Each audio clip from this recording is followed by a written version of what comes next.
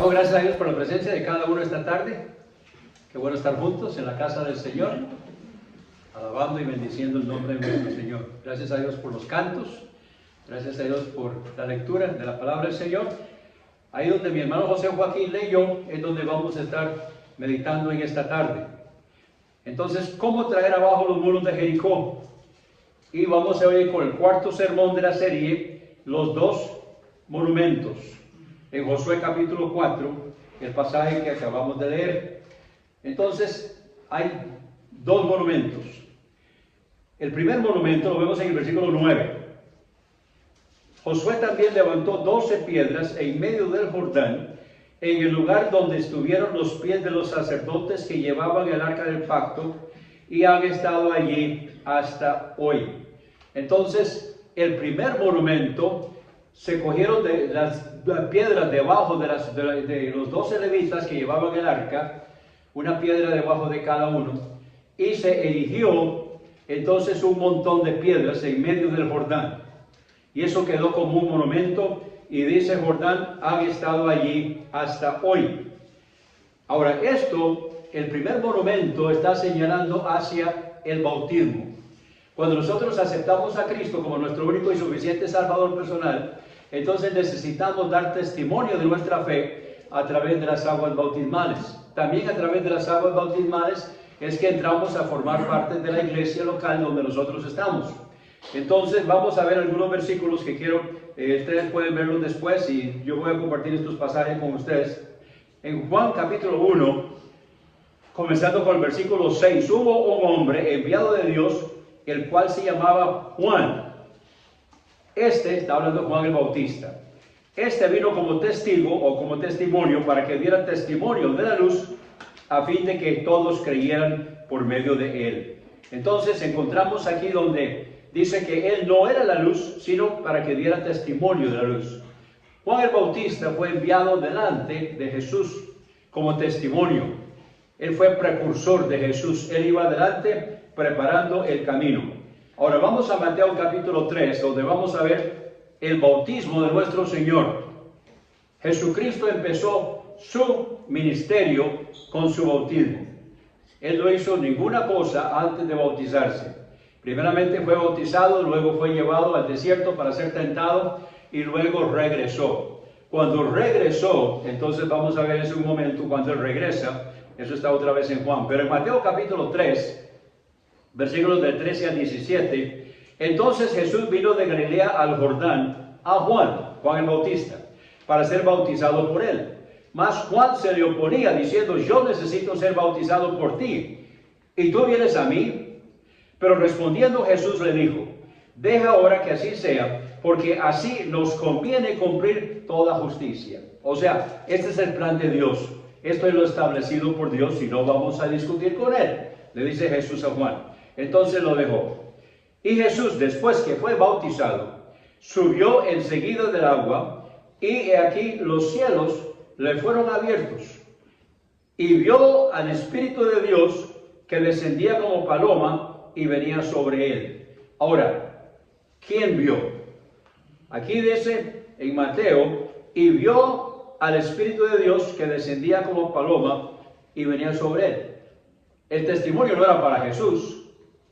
El testimonio era para otra persona. Vamos a ver un momentito quién necesitaba ver eso.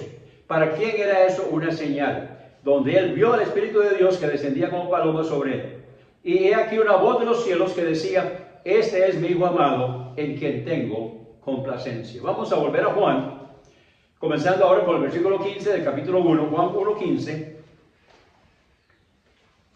Ahora Juan el Bautista, dio testimonio de él y clamó diciendo, ahora vamos a ubicarnos. Después que Jesús fue bautizado, él fue llevado al desierto, eso está en Mateo capítulo 4, fue llevado al desierto para ser tentado por el diablo. Recuerda que lo tentó en tres áreas. Entonces, luego él regresó donde Juan. O sea, vino donde Juan, fue bautizado, fue llevado al desierto para ser probado, ahora regresa donde Juan. Entonces, en el versículo 15, dice Juan 1:15, Juan dio testimonio de él y clamó diciendo, este es, y me imagino que lo está señalando, ya Jesús estaba en el medio de la congregación que estaban con Juan el Bautista. Este es del que yo decía, el que viene después de mí es antes de mí porque era primero que yo. Y de su plenitud tomamos todos y gracia por gracia. Porque la ley por Moisés fue dada, mas la gracia y la verdad vinieron por medio de Jesucristo. A Dios nadie lo vio jamás. El unigénito Hijo que está en el seno del Padre, Él lo ha dado a conocer. Y este es el testimonio de Juan, cuando los judíos enviaron de Jerusalén sacerdotes y levitas para que le preguntaran, ¿tú quién eres? Ahora lo que le están preguntando a Juan es, ¿cuál es su autoridad? ¿De dónde viene él? ¿De dónde salió usted? ¿Quién lo autorizó para que usted esté bautizando? Entonces, dice el versículo 20, confesó y no negó, sino confesó, no soy yo el Cristo. Y le preguntaron, ¿qué pues? ¿Eres tú Elías? Dijo, no lo soy. ¿Eres tú el profeta? Respondió, no. Entonces le dijeron, ¿quién eres? Para que demos testimonio a los que nos enviaron. ¿Qué dices de ti mismo? Dijo, yo soy la voz del que clama en el desierto. Esto está en Isaías capítulo 40. Yo soy la voz del que clama en el desierto, enderezad el camino del Señor, como dijo el profeta Isaías. Y los que habían sido enviados eran de los fariseos, y le preguntaron y le dijeron, ¿por qué pues bautizas si tú no eres el Cristo, ni Elías, ni el profeta? Juan les respondió diciendo, yo bautizo con agua, mas en medio de vosotros está uno a quien vosotros no conocéis. Este es el que viene después de mí, quien es antes de mí. Eso está un poco difícil de entender, ¿verdad? Viene después de mí, pero es antes de mí. Bueno, está hablando de la existencia eterna de Jesucristo. La forma preencarnada. En Juan capítulo 1, ¿recuerda donde dice, donde habla del verbo? Entonces, el logos o el verbo es Jesucristo preencarnado. Y luego dice el versículo 14, Juan capítulo 1, de que Él vino y habitó entre nosotros. Entonces ahora Él está hablando de que Él era antes, pero está viniendo después. Dice, del cual yo no soy digno de desatar la correa del calzado. Estas cosas acontecieron en Betábara, al otro lado del Jordán, donde Juan bautizaba. Al día siguiente, versículo 29, vio Juan a Jesús que venía a él, y dijo, he aquí el Cordero de Dios que quita el pecado del mundo. Este es aquel de quien yo dije. Ahora escuchen este testimonio de Juan. ¿Cómo él pudo identificar quién era Jesús? ¿Cuál es el papel de Jesús? Este es, he aquí el Cordero de Dios que quita el pecado del mundo. Este es aquel de quien yo dije, después de mí viene un varón, el cual es antes de mí porque era primero que yo. Ahora escuchen, y yo no lo conocía, dice.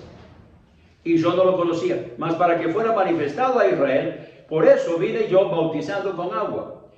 Y Juan dio testimonio diciendo, vi al Espíritu que descendía del cielo como paloma y que permaneció sobre él. ¿Recuerdan allá en Mateo capítulo 3?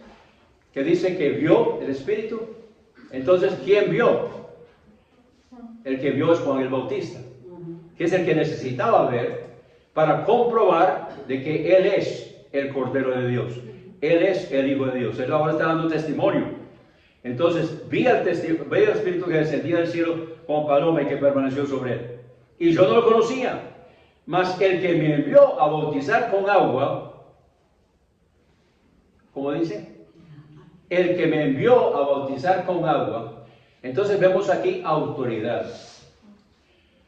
No todos los que andan bautizando en el nombre del Padre y del Hijo y del Espíritu Santo tienen autoridad para bautizar. De hecho, el hecho de que sea por inmersión tampoco es suficiente. Los mormones bautizan por inmersión. Los testigos de Jehová bautizan por inmersión. Entonces, el hecho de que bauticen en el nombre del Padre, el Hijo y el Espíritu Santo por inmersión no significa que tienen autoridad para bautizar. Y él entonces está diciendo, el que me envió a bautizar con agua, aquel me dijo, sobre quien viene descender el Espíritu y que reposa sobre él, este es el que bautiza con el Espíritu Santo. Y entonces Juan dice, versículo 34, y yo lo vi, y he dado testimonio de que este es el Hijo de Dios. Ahora, he dado testimonio está en el modo perfecto del griego. Significa que se llama puntual lineal, a ver si me pueden entender. Tiempo puntual, por ejemplo, tiempo puntual es fue. Tiempo lineal es era. ¿Verdad? Entonces, tiempo puntual es un punto, fue. Tiempo lineal es era, habla de una forma lineal. Entonces, el perfecto en el griego es como el pluscuamperfecto en el español. Entonces, es puntual, lineal. Puntual se completó completamente la idea, pero su efecto se sigue prolongando hasta el presente. Entonces, por eso él dice, he dado testimonio. El testimonio que he dado, lo he estado dando durante toda mi predicación y sigue en efecto, de que este es el Hijo de Dios. Muy bien, entonces vimos que hay dos monumentos, dos ocasiones en que se recogen piedras de debajo de los levitas que llevan el arca y se hace un monumento. El primer monumento quedó en medio del río Jordán y eso simboliza el bautismo. Luego dice el segundo monumento. Vamos a Josué capítulo 8 y vamos a comenzar con el versículo 1. Josué capítulo 1, Josué capítulo 4 y versículo 1. Sucedió que cuando toda la nación había acabado de pasar el Jordán, Jehová habló a Josué diciendo, tomad del pueblo 12 hombres, uno de cada tribu, y mandadles diciendo, tomaos de aquí, de en medio del Jordán, del lugar donde están firmes los pies de los sacerdotes, 12 piedras, las cuales pasaréis con vosotros y las colocaréis en el alojamiento donde habéis de pasar la noche. Entonces las primeras piedras, el primer monumento, que lo vemos en el versículo 9, quedó ahí mismo, en medio del Jordán. Pero el segundo monumento, entonces lo están recogiendo y va a quedar en Gilgal, donde pasaron la noche. Sigamos leyendo. Entonces Josué llamó a los 12 hombres, los cuales él había designado de entre los hijos de Israel, uno de cada tribu. Y les dijo Josué, pasad delante del arca de Jehová vuestro Dios al medio del Jordán, y cada uno de vosotros tome una piedra sobre su hombro, conforme al número de las tribus de los hijos de Israel.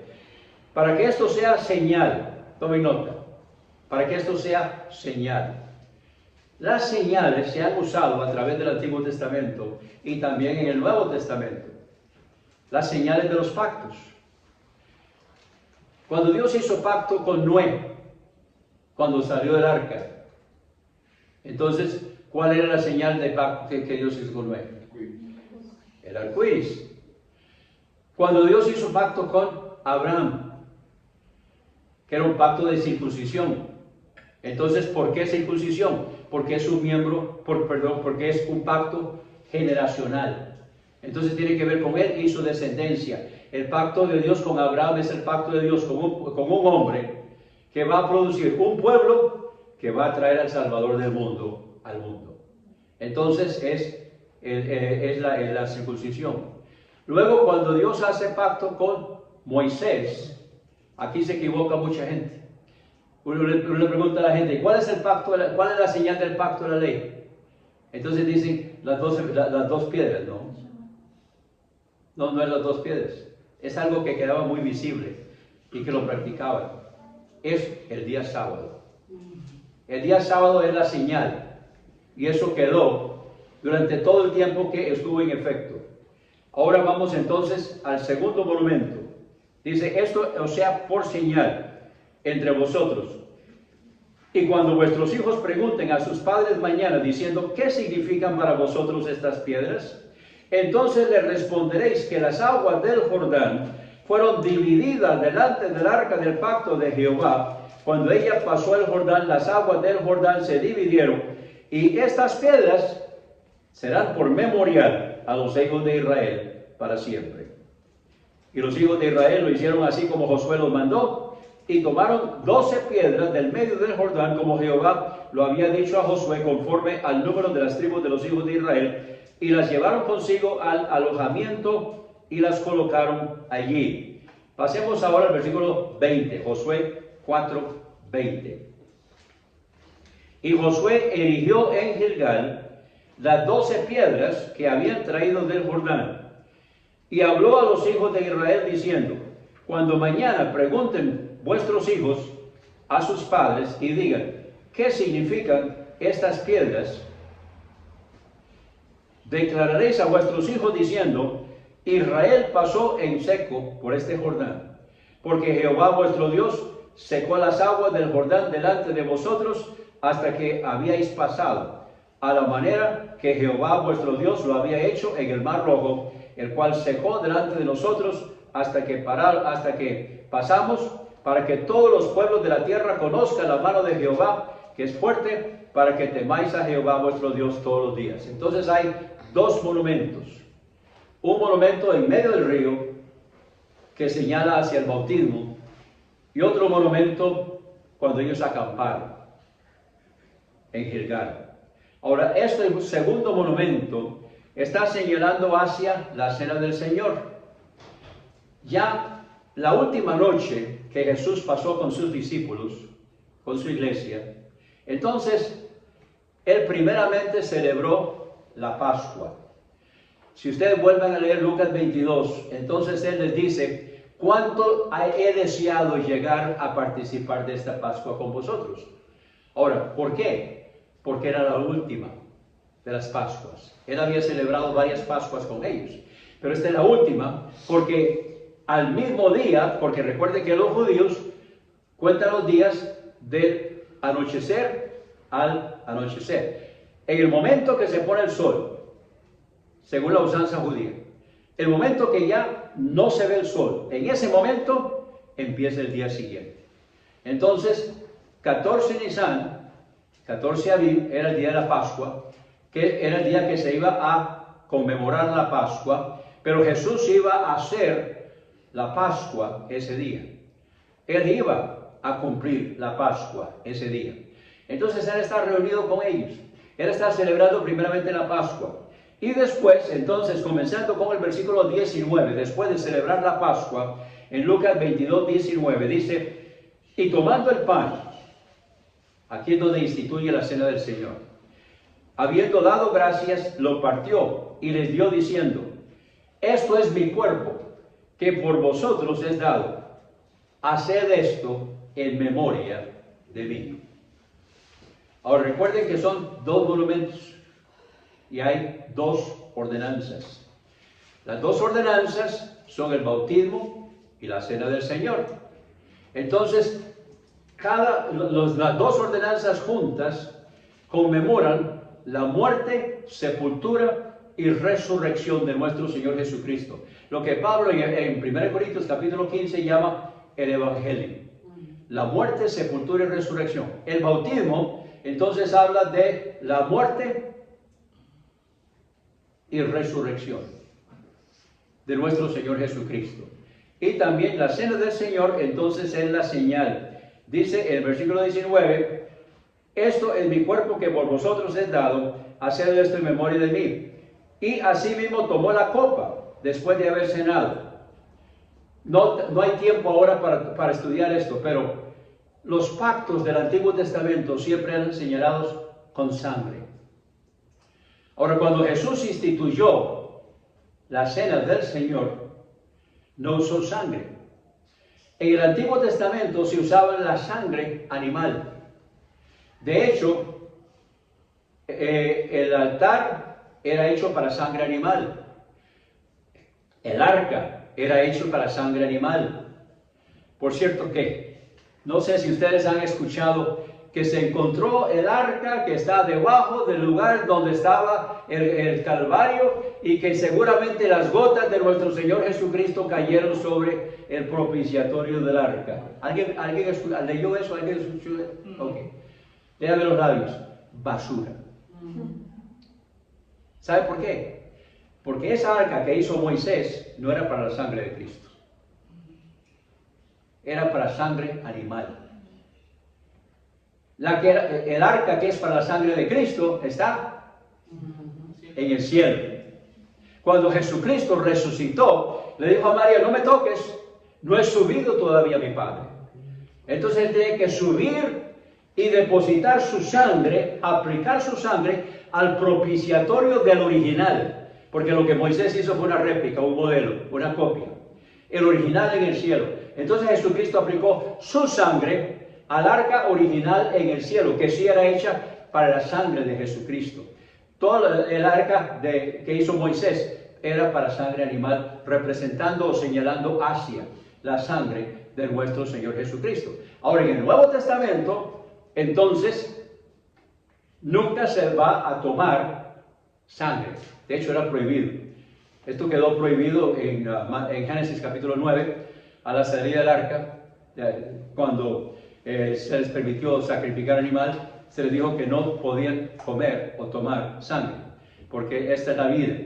O sea, la vida está en la sangre. De hecho, esto es todo un estudio también, pero la vida está en la sangre. Y la parte del ser humano que produce la sangre es la médula. Entonces, eso está trabajando ahí. Por cierto, cuando las médulas tienen daños, entonces hay problemas. Dios hizo todo esto y ahí está la vida. Entonces, no debemos tomar sangre animal. Pero aquí entonces les pone el fruto de la vida, o sea, el jugo de uvas, que se llama, en el griego es la palabra oinos, que se traduce vino. Pero la palabra oinos en el griego no habla de vino fermentado ni vino sin fermentar. Les voy a explicar. Cuando se habla de la palabra fruta, ¿de qué está hablando? Bueno, hay un montón, ¿no es cierto? Es un término genérico. Igualmente, la palabra oinos en el griego es un término genérico. Por eso, la mejor traducción es el fruto de la vid, para que no haya confusión. Oinos es el fruto de la vid. No especifica si es fermentado o no fermentado. Ahora, yo le voy a dar mi convicción. Yo no puedo creer de que jugo de uvas fermentado pueda representar la sangre de mi Señor. Entonces, no lo puedo aceptar, no lo puedo creer. De que jugo de uvas fermentado, o sea, vino fermentado, no puedo creer que pueda representar la sangre del Señor. Entonces, yo no estoy de acuerdo que se use vino fermentado en la cena del Señor. Tampoco estoy de acuerdo que se use pan de uva, ni refrescos así. Tiene que ser jugo de uvas para que sea real. Entonces Él les dice, esta copa es el nuevo pacto en mi sangre. Así como el arco iris fue la señal del pacto que Dios hizo con Noé, así como la circuncisión es la señal del pacto que Dios hizo con Abraham, así como el sábado es la señal del pacto que Dios hizo con Moisés. Entonces ahora la señal del nuevo pacto que Jesús está haciendo con su iglesia, entonces es el fruto de la vida, que representa la sangre de nuestro Señor Jesucristo. Por eso Él dice, esta copa es el nuevo pacto en mi sangre. No es la sangre de Jesucristo, no es que tampoco no creemos nosotros en la transubstanciación, o sea que con la bendición el pan se convierte en el cuerpo de Jesús y el vino se convierte en la sangre de Jesús, porque estaríamos haciendo lo que la palabra de Dios prohíbe. Tampoco es consubstanciación, de que está con los elementos. Los bautistas creemos que simplemente es un símbolo, es lo que representa. No deja de ser el pan sin levadura, no deja de ser el jugo de uvas, pero está representando la sangre que por vosotros es derramada. Ahora, ya brinquemos al versículo 28 de Lucas capítulo 22, porque en los versículos intermedios, los apóstoles están haciendo su deporte favorito. ¿Quién sabe cuál es el deporte favorito de ellos? ¿Quién es el mayor? y estaban haciendo su deporte favorito. Estaban discutiendo, ¿quién es el mayor? ¿Quién va a ser el mayor? Ah, yo creo que va a ser Juan. No va a ser Juan, va a ser Pedro. No, usted no se ha fijado que Juan es el predilecto, porque él es el que se ha respuesto.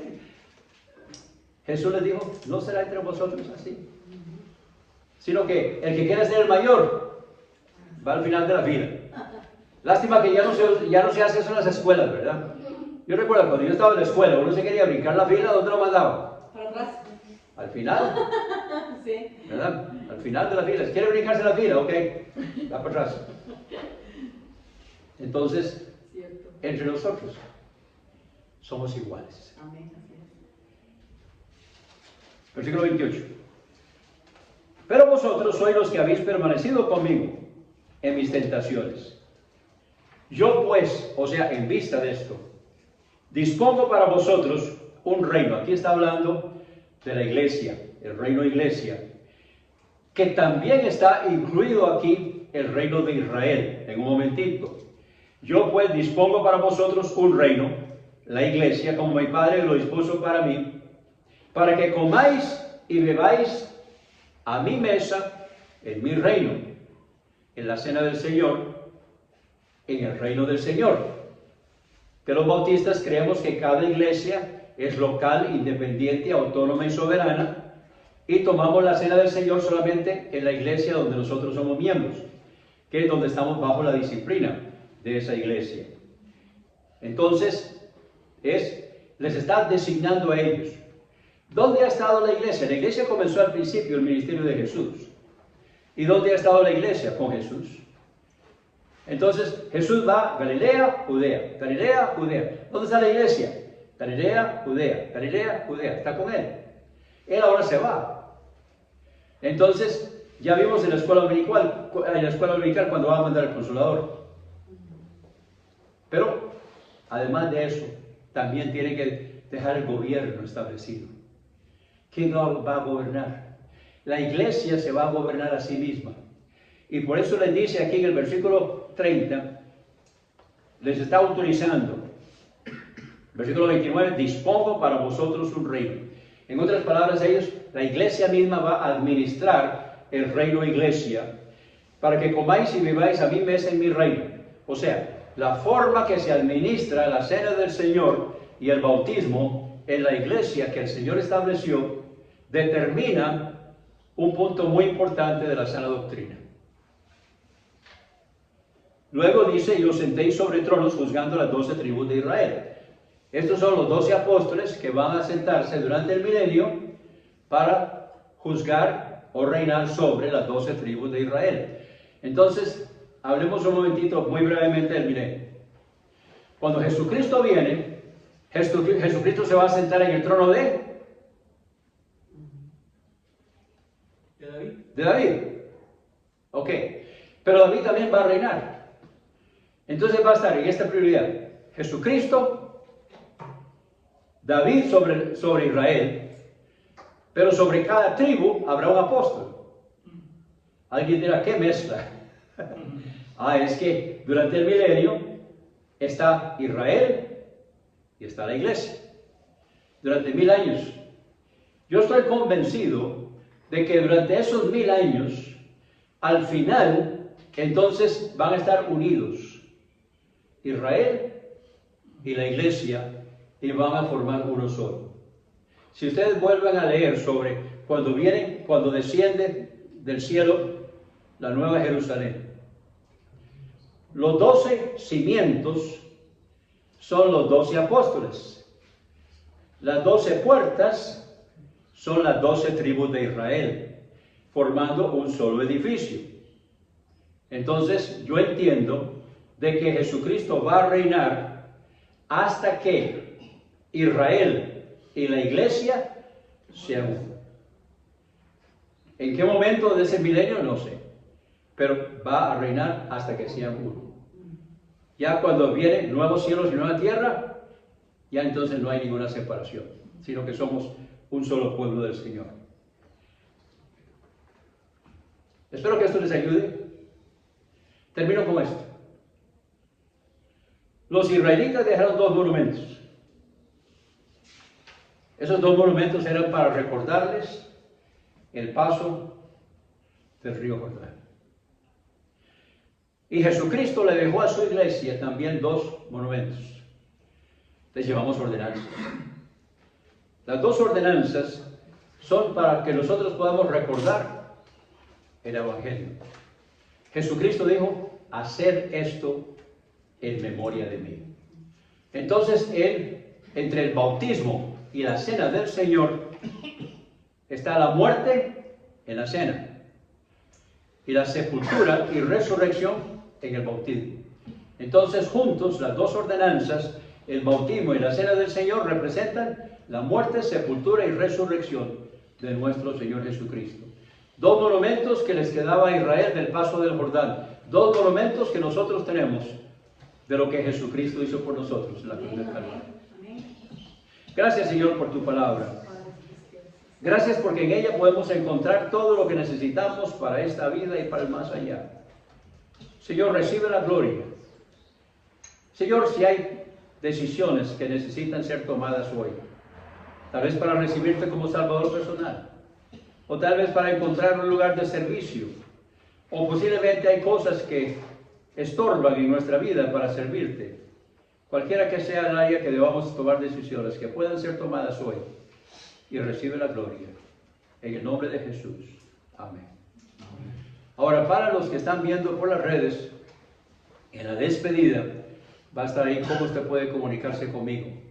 Y nos estamos congregando cada semana en el ICAL. Entonces, eso está en Barrio Dentro, San Pedro de Montes de Oca. Y nos encantaría que usted también asista con nosotros a las 2:30 Escuela Dominical, las 4 servicios de adoración. El jueves vamos a tener servicio virtual de estudio bíblico. Hasta entonces, que Dios les bendiga. Si este programa ha sido de bendición para su vida, contácteme.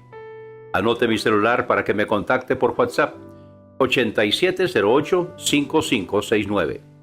De nuevo, mi celular para que me contacte por WhatsApp, 8708-5569. O puede escribirme al correo ministerioshermanowalter@gmail.com. Mi correo es ministerioshermanowalter, palabras completas sin espacios, ministerioshermanowalter@gmail.com. Será un gusto saber de usted.